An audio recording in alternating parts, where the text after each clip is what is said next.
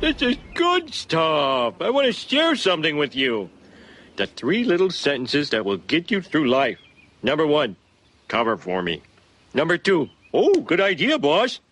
Number 3, it was like that when I got here. Hey, this is good stuff. Told you. Now, come on, you're going to learn how to shave. Yesterday was Father's Day, my second as a dad, though the first one where I actually got to spend all day with my daughter. Since I've taken this job, I've discovered this amazing thing called the weekend, which I now have free. And we went to the New York Botanical Garden in the Bronx on Saturday. That's her sitting pensively by the water. And then yesterday to a local street fair and the park, and it was all pretty blissful.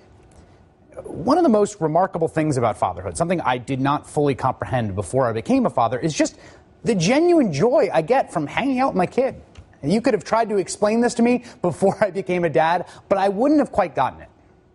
I mean, I now look forward to spending time with Ryan the way I look forward to playing a Little League game when I was 9 or going to a great concert when I was 21. The thing I want to do with my time is hang out with my daughter, hang out with my wife, spend time together as a family. And as I was going to bed last night, thinking about what an awesome Father's Day I had because I got to spend more time with my family, I remembered this incredible study that Pew had done.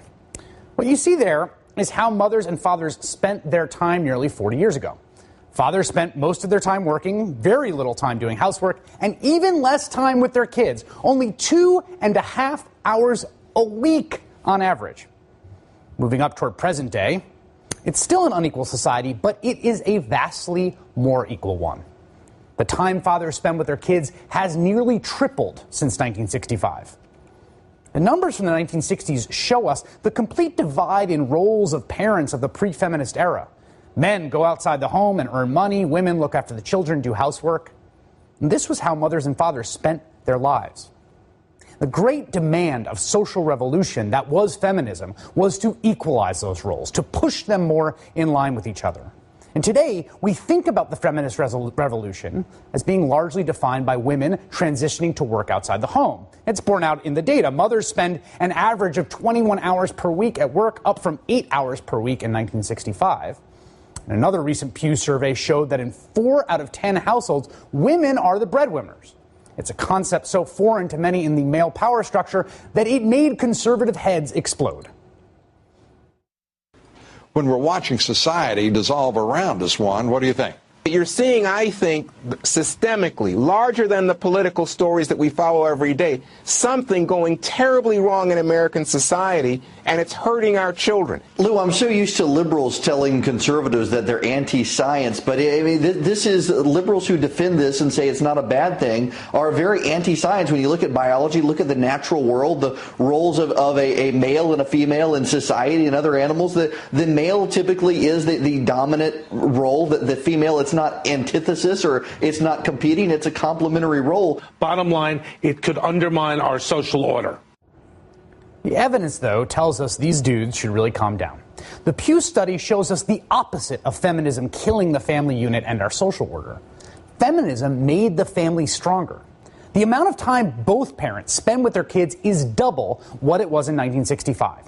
So while the primary takeaway of feminism and how the movement affected women's lives, the other side of it is the tripling of the time dads get to spend with their kids. It's an incredible transformation both for men and for their kids, a huge net benefit in human happiness. And I think about walking around my neighborhood in New York, seeing all these new dads my age with kids on bikes or being pushed in strollers or hanging off them in some baby harness contraption. And I think we have all been blessed with the gift of a society whose confines and restraints and structures were broken apart before we became dads. This is the great gift of feminism to men. It took a sledgehammer to the most stultifying parts of patriarchy, including a vision of fatherhood in which dads were expected to be distant, stoic, removed creatures from their kids' lives. And we have now a new and better social model, one that encourages fathers to be equal parents and nudges them towards spending more of their time doing something that is going to make them happier, spending time with their kids. So to all the dads out there, happy belated Father's Day. And to all the mothers, grandmothers, and daughters and feminist agitators, thank you for helping to make it possible.